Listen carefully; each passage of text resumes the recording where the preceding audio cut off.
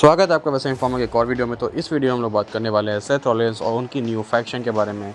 तो आज Seth Rollins आते हैं और वो बिल्कुल अपने स्टाइल में बोलते हैं कि भाई तुम मेन इवेंट के जो विनर को देख रहे हो, और फिर वो ब्रॉन ब्रेकर की तरफ करते हुए कहते हैं ये है हमारा फ्यूचर जो कि होके जा रहा है मेरे थ्रू। और यहाँ पे वो आज सीएम पंग और रोमन रेंस की थोड़ी देर बात करते हैं, बट आज कोई ज़्यादा उनको तवज्जो मुझे लगता है दी नहीं ऑडियंस ने भी।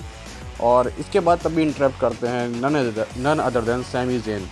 सैमी ज़ेन आते हैं और बोलते हैं कि भाई तू तो मेरा सच्चा दोस्त है, हम लोग की इतनी पुरानी दोस्ती है, तो मैं तुम्हें यहाँ बोलने आया हूँ कि तूने क्या भसड़ मचा रखी है। तू भी उसी रास्ते जा रहा है जहाँ पे ब्लड लाइन थी। तो भाई इस पर तो सेथ रॉलिन्स बिल्कुल बोल देते हैं कि भाई ये ब्लड लाइन तो नहीं है। तो बोलते हैं कि भाई ब्लड लाइन कैसे नहीं है, तेरे पास वाइज मैन है, तेरे पास तेरा पालतू कुत्ता भी है बगल में। और इसके बाद तो देख के मतलब जो है इन लोग के बीच में भसड़ ही मच जाती है। बोलते हैं कि अगर ये कुत्ता तेरा ना मुझे ऐसे देखता रहा तो मैं तो उसको भी जूते ही जूते मारूंगा। और इन दोनों के बीच में थोड़ी सी टेंशन भी वहाँ पे बढ़ जाती है। तभी सेथ रॉलिन्स बीच में आते हैं और बोलते हैं कि देखो सैमी ज़ेन, तुम मेरे अच्छे दोस्त हो, जो भी है जैसा भी है। मैं रोमन रेंस और सीएम पंक से भले जितनी नफरत करता हूँ, मैं तुमसे जितना भी प्यार करता हूँ, लेकिन अगर जो हमारा फीचर जो मैं बनाना चाह रहा हूँ उसके बीच में तुम आते हो तो तुम टारगेट किए जाओगे। तो इससे अच्छा तो यही होगा कि भाई हम तुम्हें रॉ से यहाँ से हटा के स्मैकडाउन पे कर दें। वो उन्हें रॉ से जाने का यहाँ पर कंसीडर करने को कहते हैं कि भाई तुम कंसीडर करो इस चीज़ को कि मैं तुम्हें रॉ से यहाँ से रिप्लेस कर दूँ। और भाई इसके बाद वो बोलते हैं तुम मुझे शाम तक बताना और तब तक तुम सोचो। उसके बाद बैक स्टेज क्या होता है कि पॉल हेमन जाते हैं सैमी ज़ेन के पास। वो बोलते हैं कि भाई सैमी ज़ेन, तुझे याद है ना कि हम दोनों ओजी ब्लड लाइन है, तो मैं तुम्हारे लिए एक फ़ेवर करने वाला हूँ कि सेथ रॉलिन्स और मैं जाके बात करेंगे एडम पियर्स और निक ऑल्डिस से, और तुम्हें हम स्मैकडाउन पे मूव कर देंगे और हम तुम्हें डायरेक्ट मैच दे सकते हैं John Cena versus Randy Orton के विनर के साथ। मतलब समझ रहे हो, सीधे टाइटल की तुम्हें जो अपॉर्चुनिटी मिलेगी। और भाई यहाँ पे थोड़ा सा थ्रेटन भी कर देते हैं भाई पॉल हेमन की भाई या तो तुम फ्यूचर के साथ जी लो या तो तुम पास्ट के साथ मर जाओ। और यहाँ सैमी ज़ेन का रिएक्शन भी देखने वाला होता है। इसके बाद क्या होता है पता नहीं क्यों, कहाँ से, किस वजह से कैरियन क्रॉस आके हर जगह घुसते हैं। आज भी यहाँ भी आके घुसते हैं, बोलते हैं, समझा रहे होते हैं सैमी ज़ेन को। मुझे समझाना उनका समझ में नहीं आता है। फिर बैक स्टेज जे उसको भी उन्हें समझाते हैं कि तुम जो भी करोगे अपने लिए अच्छा करोगे, मुझे तुम पर भरोसा है।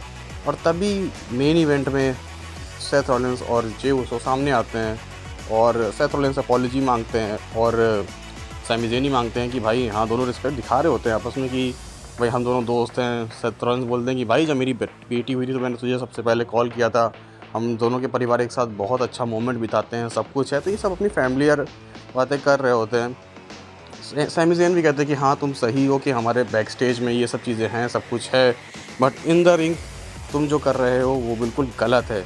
वो कहते हैं कि भाई देखो सब कुछ सही है, जब तुम जानते हो कि मेरी जो करियर में केवल एक चीज़ जो हमेशा मुझे खटकी है वो है वर्ल्ड टाइटल जीतना। और तुमने क्या किया, तुमने मुझे उसी चीज़ का लॉलीपॉप दिखाया और आज तुम मुझसे कह रहे हो कि पीछे हट जाओ। सेथ रॉलिन्स, तुम्हें पता है ना कि मैं कभी पीछे नहीं हटा हूँ, तो इस बार भी नहीं हटने वाला हूँ। मैं चैम्पियनशिप जीतूँगा ज़रूर, लेकिन अपने बलबूते जीतूँगा।